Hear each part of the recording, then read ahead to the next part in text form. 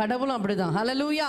நம்மை படைத்த ஆண்டவராகிய இயேசு கிறிஸ்து அப்படிதான். அவருக்கு பிடிச்சது எதுனா அவரை புகழ்வது தான். ஹல்லேலூயா.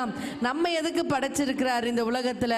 ஆதாம் ஏவாளை படைச்சாரு, அதன் சந்ததியாய் கர்த்தர் நம்ம என்ன பண்ண உருவாக்கி இருக்கிறாரு. உன்னை என்னை எதுக்காக உருவாக்கினாருன்னா அவர் நாமத்தை சொல்லி துதிக்க தான். ஆமென். அதனால் அவரை துதிக்க துதிக்க அவரை இம்ப்ரெஸ் பண்ண பண்ண ஆட்டோமேட்டிக்காக நம்ம கேட்கவே தேவையில்லை, நம்முடைய தேவைகள் எல்லாம் கர்த்தர் சந்திப்பார். ஆமென் சொல்லுவோமே. ஆமென். நம்ம வியாதிகள் எல்லாம் மாறும், நம்ம குடும்பத்தில் இருக்கிற பிரச்சனைகள் மாறும், பிள்ளைகள் மனம் திரும்புவாங்க, கணவர் மனம் திரும்புவார், நம்ம வீட்டின் வருமானம் ஆசீர்வதிக்கப்படும். எப்பொழுது? தேவனை துதிக்க துதிக்க. ஆமென். இப்படிப்பட்ட சூழ்நிலைகள் நம்ம துதிக்காதபடி இருந்தோம்னா நம்ம வீட்லேயும் நம்ம துதிப்பதில்லை, சபைக்கு வந்து நம்ம துதிப்பதில்லை. அப்போ நம்ம எப்போதான் கர்த்தரை துதிப்போம்?